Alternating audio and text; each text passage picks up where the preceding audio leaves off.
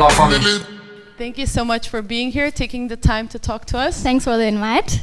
I would love to start things from sort of the very beginning. So you were in the Berliner startup ecosystem for a while now, leading teams, being in leading positions. But I would love to know how this spark in your head initiated itself into going into tech and into wanting to be a leader. I think during my career I had different stages. I started in the corporate world and realized quite quick that it was a little bit too rigid for me. And then after that I went into advertising for 4 to 5 years, which is already a little bit more young and vibrant. So there was already that mindset I was looking for. But I was quite lucky. I think it was in 2012, 2013, where I met the founders of UNU, which is an electric scooter company, and they were sitting in Munich, the 3 of them, and they were pitching these electric scooter to me and were asking me, like, do you want to sell it? And I was like, no, I don't think electric scooter, never heard of it. So again, I went into another advertising agency and left them for 1 year. In that time, they moved to Berlin. And I don't know how it happened, but somehow they kind of approached me again, and over some months, we've decided, okay, I have to join this company, because it was the first time that I felt that there was a purpose-driven approach to how to lead and how to manage a company towards my, in comparison to what I've experienced before. And since that time, I think this is now 4 to 5 years ago, I cannot imagine going somewhere else anymore. The startup scene is totally what I like. What do you look at? I mean, of course, the vision and the purpose of the company is very important, but what do you look specifically when you choose to go from one startup or the other? Yeah, for me, I mean, I work in growth, I work in communications and marketing. You have to stand behind the product and behind what you're doing, because otherwise I couldn't sell what we've been doing. So I have to believe in something. So for me, it's certainly pretty important to, I need to believe in the founders and the management, I need to believe in the people, and certainly also the vision and the mission, yeah. How much do your personal values correspond to the company's values and the company's purpose? That's a pretty good question. And a couple of weeks ago, I just did this Search Inside Yourself leadership training, where we were talking about the values, or we were identifying our own values. And my values are between kindness, compassion, ambitiousness, intention, transparency, sustainability, and all these things. And I think, you know, obviously some of my values collaborate with what I'm doing there, but on the other side I was also able to bring my own values to the company. For instance, now I'm leading meditation since more than 1 year, and this is something that is really inspiring for me and important for me, and I was able to bring that there. And again, I found people who connected with that and came with me on my meditation journey. So I think it's a mix. So the meditation journey is part of how you lead the team? I would say, yeah, I would say I have some sort of mindful leadership, I guess. I didn't ask my team about it, so but in my meditation groups, yes, there we have a mindful, I wouldn't call it leadership, but we're doing meditation together, so yeah. When we spoke initially, you told me this wonderful story about sort of your personal development moment after UNU, where you were on a journey of authenticity, which I really loved how you put that into words. Mm-hmm. And that sort of brought you into really recognizing what your personal values is, which is, I think, something that a lot of us struggle to figure out. What helped you figure really what you craved for? So how I started was really like looking at my personality as type of a brand, because I'm working with brands all the time. So I was asking myself, okay, what is actually my brand, right? Like, what are my colors? What is my font? How do I communicate? What do I express? What do I like? What don't I like? But what really helped me the most was looking at the people that I admire. my idols, also in my friends and family, you know, people I hang out with. What type of values do they bring to the table that I really like? And certainly these are the things that I resonate with. So probably I see these values also in myself. Either I have them or I'm striving to get one of these values. So this was kind of part of my journey. So what did you discover? What were your values?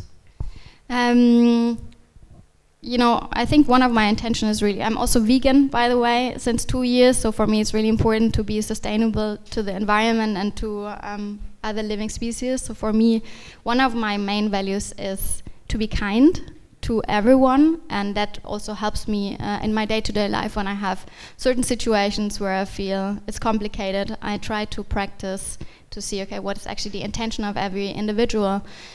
So certainly kindness, having an intention, being sustainable, transparent, and being brave. How does that help you to be brave? I mean, especially when we work with startups and young startups in this very fast-paced environment, that's to get very exhilarating sometimes, and it tends to also create a bit of anxiety. How does it make you feel brave? Where do you draw courage from? So I think my courage always comes from, you know, when I feel I can have impact, or when I have the belief that I can change things, then this is where I'm getting motivated. This is where I'm like, I want to be there and like fight for it. I want to get my opinion out, and certainly that's not always easy, but when I feel that I'm doing good for either myself or someone else or the team or whoever, then this is where I'm like getting the most energy, I guess. How do you deal with moments of doubt? That's a tough one, because especially today, I think that, like, on also being a woman in leadership, there's a lot of doubt, and you know, the most important thing is always the awareness. Once you realize these thoughts of doubt, then I can step away and see that really and observe where these are coming from. And for me, it's always very important to, you know, go the full journey and explore, okay, why am I doubting this? Is there maybe actually an outside influence coming towards my doubt, or is it something from my past or any experience that I had? And then I try to solve it for myself. It's a bit like a puzzle, like yeah. what you would do also in a startup, but yeah. it's just for yourself. Exactly, exactly. You also told me a very interesting way of how you recruit people, which I would love to hear more about. So you told me that there are a couple of steps that you need to go through in the hiring process if you want to join Coya, but one of them is a culture interview, which I found really interesting. Can you maybe elaborate a bit on that? Absolutely. So this is something I learned from one of the founders at UNO, Elias, who is a very purpose-driven person, and this technique also we used at UNO. So basically, back then we were like 10 to 15 people when I started. And at UNO, it was always very important that we bring people in who share the same vision and mission, but also share kind of the same values, but also bring and add values to the table where we can resonate and feel that we want to work with each other. So the process is that you apply normally, and we do a technical check if you bring this right skill set. Then you would go and have a one-on-one with the manager, so the person, the leader or the hiring manager also sees, okay, this person fits into my team. We do a case challenge, and after that there is a culture interview coming. And in that culture interview, 2 people who never heard about you, they don't know for what you applied, don't know anything from your role, background, CV, and so on. So they just meet you as a human being. And they want to know more about you, who you are, what coffee you like, and so on. And it's really not about the role that you have to play in the system. It's more like the human and the values that you're bringing. And in that interview, basically, they're checking on some values and predefined measures where we say, okay, this is an individual that we would like to see in the community. And at UNO, I remember it was also very tough. Sometimes we had very good profiles, but we didn't let them in if it didn't fit or didn't add something where we could see, okay, this can help the community to grow even more. We had this discussion quite a bit also at the family, because you tend to see companies where the whole team sort of resembles each other, because you hire with the intention to get in people that share the same values, that connect to the culture. Yeah. So how do you make sure that you still have a diverse team? Certainly. It sounds like a cult. Yeah. And it's a difficult one. And now that I'm also outside of UNU and I'm experiencing that now in Coya, it is a difficult one, and I think, you know, in the whole journey you have to make sure that certainly it's not about building a cult and still being diverse. And yeah, I think I don't really have the certain answer to it. If I'm honest, I would need to think more, but it's not about creating a community which is like so, you know, coherent in itself, right? Because the higher goal that we have is to growth, and we cannot grow if we are all doing the same, if we all share the same. So it has to be mandatory that you're bringing in people who are always adding something. So it's not only about the fit; it's really about adding something to the community so that we can be diverse. Do you have quotas or some sort of like indicators when it comes to hiring different groups, for instance, also women? Mm-hmm. Well, in my team, I cannot speak for the whole company, but in my team, certainly, I was looking for sure that I would have a 50-50 actually. So this, I would not say that I have a quote, but I was always looking that I'm getting the same amount of genders in. So you're consciously looking into having a balance? Yeah, I would, exactly. Are you also trying to have a different way of communicating, for instance, when you're looking for people? Mm-hmm. Yeah, again, I can also only speak for myself. I think it's really important that we're talking right. I think one of the key takeaways for me also in this whole gender discussion is really that we have to gender correctly, and that we have to communicate correctly, especially in the German language, where it's, you know, we have these daddy das, so there is like always this attribution of gender. But you know, this whole hiring approach really starts with a job description, and if we don't start to change the wording and the writing in the job description, obviously we will have a problem, because women, if they are mothers or if they are, I don't know, striving to have a 70%, 80% role, we have to make sure that we also include these opportunities into our job descriptions. So yeah. Do you consider yourself ambitious? Absolutely. What does ambition mean to you? Ambition for me means having an intention and having a goal and striving towards achieving that. Where do you think your ambition came from? Where does my ambition come from? Well, did you want to ask something more, or? I could have just added a couple of things. No, I was wondering, maybe it was something that came from your upbringing, maybe your parents, maybe when you went to school, your friends. Yeah, I was just thinking back to my upbringing. So I grew up in a family. I have Turkish background. My family came quite early to Germany. They were already here studying, so I would say a pretty early, literate, very literate mindset. But still, there was quite a performance pressure.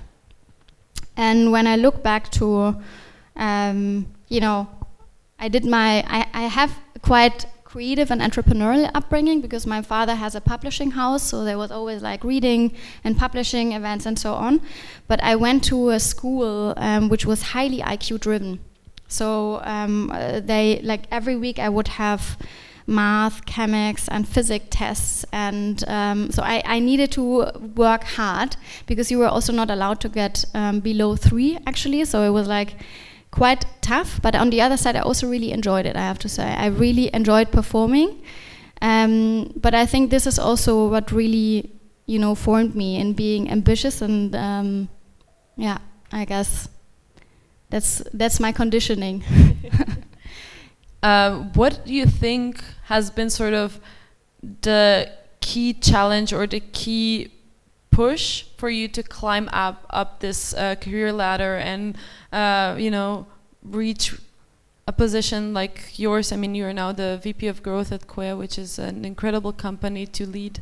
What do you think were sort of this pinnacles of you going up higher that helped you reach that goal? You know, I think after my A-levels, I was looking for a university which was entrepreneurial, creative, but still analytical and so on. And I found this university in the south of Germany. It's called Zeppelin University. And that has this quite, you know, in Germany we call it Querdenker. So quite different way of approaching things. And I met so many inspiring people there, especially one woman. Her name is Angelika Mate, and she was like always pushing me and motivating me to taking responsibility and stepping up in my female role. So I also wrote my thesis about female leadership in a masculine-dominated environment, and she was the driver behind that. And I think from there, for me, it was also always very important to take responsibility and to own things and to be able to create and form. It's a really interesting way of looking at it. How would you look at it? It's interesting. No, I think I agree with you. I think it's I'm not stuck in what you just said. Okay. I have to think about it one more time. But I was actually wondering, so you led different teams. You're part of the recruiting process. What do you think is sort of this barrier of women feeling confident enough to want to take in more of a leadership position?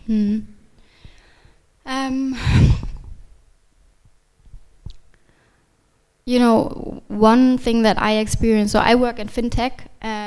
We've just also had the discussion about how many women we have, specifically in the startup scene, but then also, you know, in this very analytical driven startup scene, I would say. And we're not enough. I don't know the exact numbers. But I think the industry also has something to do with that. Yes. Well, you know, everything has something to do with it. Like, everything is connected. And, you know, what I want to say is, like, in especially in these environments, and I'm just observing that, where we are not enough women, women tend to compete with each other. Instead of enabling and collaborating with each other, women tend to compete. And I think one thing we have to work on is, like, really getting these the awareness for specifically the situation where we are not. Because I think women are afraid, because they know, okay, only a certain amount of women can go up, so, and the way up is very narrow. So they tend to, you know, get the elbows out and be like, you know, I don't want her to go up because I also want to go up. And we have to work on getting the way up a little bit more broad. We have to bring women in, and we have to raise the awareness that we are not there to compete. We need to enable us instead of compete and, like, you know. Yeah, I think that's a wonderful way to put it, especially when it comes to the, you know, the conversation that we keep on having about ambition. I think ambition is something that has been put into place in relation with competition, which is, I don't think is the right way to go. Yeah. But I think it's something that we've learned quite a bit. I don't know how it is for you guys, but at least for me, I was also pushed into competing a lot. And I learned that if I were to be ambitious, I need to sort of go above others. Well, I think competition per se is nothing bad, right? Competition shows that, you know, you really want to, it doesn't need to be, it doesn't mean need to mean that you're going above someone, you know, and you can still be ambitious and competitive. I think that's not the thing, but, you know, being a woman in masculine-dominated environments, or being a woman in general, like, we have to help each other. And I think that's, it's so remarkable what you're doing here, you know, with the sistership, and that we can all sit here together and discuss this, because this is exactly what we need to do. The most of us are super unconscious about the gender bias that we are experiencing at work. You know, sometimes I'm in a situation and my intuition tells me something is not going well here, but I cannot tell. So I'm glad that there are so many studies or formats like this where we can help and see what's actually happening, and then go back and raise the awareness and, like, I don't think that this was correct. You know. I agree with that so much. We had a moment, and because we do this sistership in Paris as well, and I always ask at the events who has experienced gender bias. In Berlin, everybody raises their hand, and it's mostly because we're very aware of these moments and we discuss them. In Paris, when I asked the question, no one raised their hand. Not even one person. And then I jokingly said, well, yeah, maybe I should move to Paris. And then I started asking, okay, who has ever had a guy whistle on the street towards them? Okay, there we go. That's gender bias.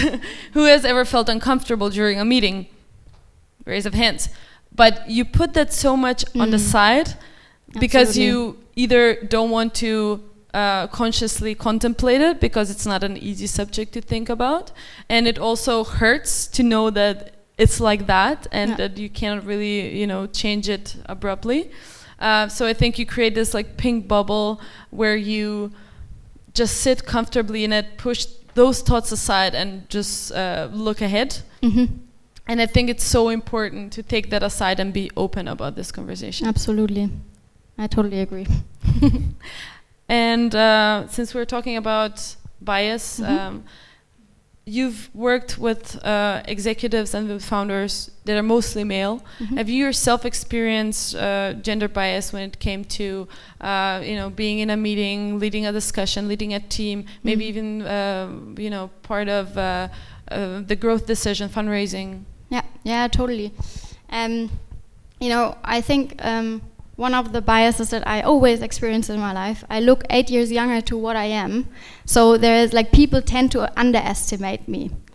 So this is the first bias, and I love to show everyone like, this is not what you should measure me on. But I think when we look at gender bias, where is it coming from, right? Historically, we see that we have all these men in leadership roles. So obviously, we're compared to exactly that leadership style. And certainly, like I work with men, and as you just said, most of them are founders, and also in the executive teams right now, we are only 2 women. And also the investor scenes, like mostly white, privileged men who have this idea of how leadership should look like. And if I would be the founder of a company, of any sort of company, I'm not specifically talking about Coya, but obviously I'm scared that my company, they really have to grow, right? And if something goes bad, then certainly they would think maybe she's not the right fit, because they are comparing me to some leadership qualities that I'm maybe not bringing, right? Because I would maybe bring more, characteristics like, I don't know, having a team which wants to come to work, which is highly motivated, has a certain culture to deliver, and maybe my personality is not that outgoing and some certain man would be in a conversation. So I'm sure that I was compared a lot towards that. Yeah, I can imagine. I have one more question before I hit this microphone off to you guys. A lot of the young entrepreneurs that we get here tend to ask, their role models and people who have reached sort of a level, what they would advise them to do. And I'd love to switch this thing off because it's nice to think about it. If you think about yourself when you were 16, and if you could go back in time and talk to your own self when you were 16, what advice would you give her? Or what would you say? I would say 2 things. Stay connected to yourself, because I think especially as a woman we're so conditioned by and have so much influence. So it's so important to stay connected to yourself and then live your truth. I think especially being a woman, like there's so much what people expect from us and how to behave and how to develop. But if you really want to change something in terms of leadership and management and culture, then we have to live our own truth and not pretend being something or someone else. So stay connected and live your own truth. Thanks, Ola, for this. Thank you. Guys, does anybody...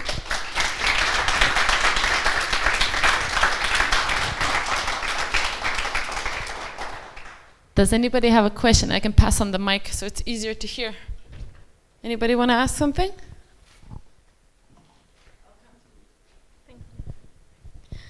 If you had the opportunity to work in a company that is either was just found and it has not so like well laid out structures, but it was female-led and you had a good environment, or it was a company that is more mature, has better structures, and can offer you, I don't know, better services, salary, but doesn't have that nice of an environment, what would you do?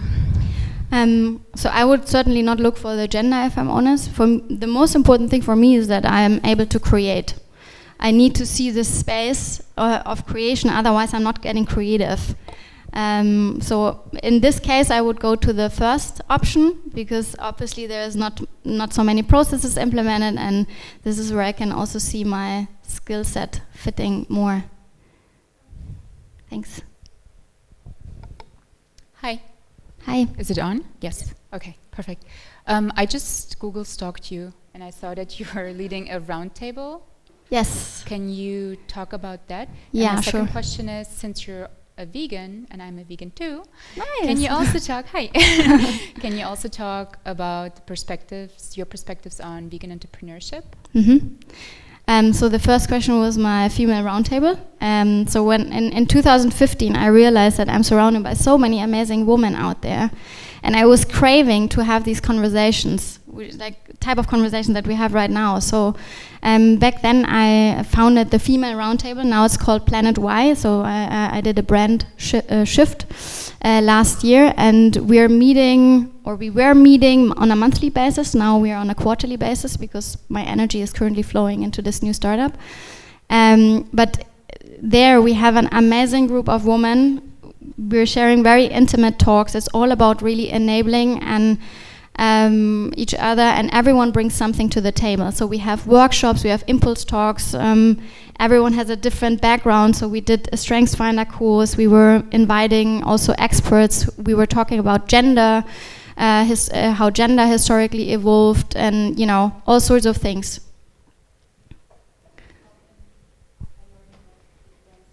Please? You can write me an email. It's on my website. If you stalk me, then you can write me an email and I can invite you to the next one. We are actually hosting one in May where I'm inviting a female accelerator. They're called Grace, and they are going to come to talk with us about female entrepreneurship, and I will also invite a female investor to drive the discussion even more. So happy to invite you. And the second question was veganism and vegan entrepreneurship. Honestly, that's a really interesting question. I'm currently looking into it because my overall goal is also to have my own little startup one day. And veganism is a certain topic where I think there is a lot of room and a lot of space to create. I didn't have any answer yet, but there is certainly something I have on the horizon. I don't know, maybe you have some ideas and we can chat later. Would be cool. Hi. Hello. Hi. Here. About gender bias, I was wondering what action you were taking if you were like in a meeting and literally living the discrimination like live and seeing feeling that something is off. How do you react? Do you say anything? Do you say something afterwards? Like, what is your plan? Yeah, it's a tough one. I would really decide in that situation, is it like if I would raise that question, that input right now, what does it do to the conversation? Or can I have it maybe offline later in a one-on-one to the person, if the impact is maybe better if I'm, not raising it in front of everyone. Could be a little bit intimidating. So if I really want to change something, I would probably take it offline and then say, hey, I have the feeling, this is how I perceived it. It had this and this impact on me. I have this idea. Could we maybe do it a little bit different in the future? This is how I would. Because sometimes when you speak up, it's really not well received. Yeah. Like we are actually like they look badly at you. Yeah, absolutely. I think this is really like, or at least what I learned. I'm a very emotional person. So and when I'm getting triggered exactly in these situations, it's like, how do I communicate that to the other person, right? So that this person actually, gets it in the right way and is not getting triggered and it turns out bad. So I can only say I did a lot of like feedback trainings to help myself also to getting the message better out. So I don't know, maybe this is something you would want to look into. Thanks.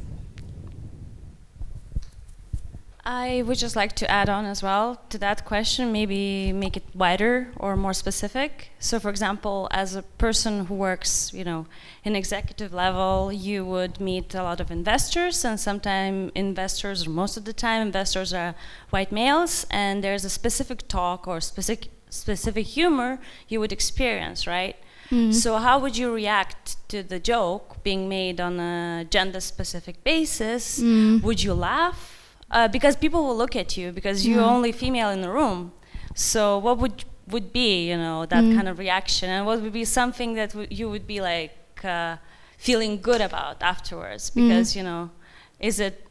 For me, I always ask myself this kind of question. It's interesting to have a. Yeah, totally. And like luckily I didn't have the situation yet, but I would probably handle it the same way if I'm honest. I think one approach could always be that you say it right in that moment so everyone hears it. That can be quite confrontational. This can be one approach, but I would listen to myself and okay, do I actually feel comfortable in doing this right now, right? It's like also, can I actually, or do I take it offline and tell the person like, hey, I feel this was not the right joke to make, think about it.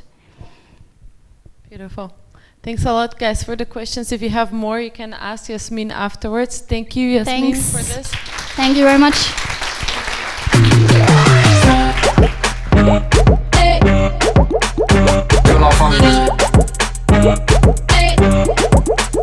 Que la famille.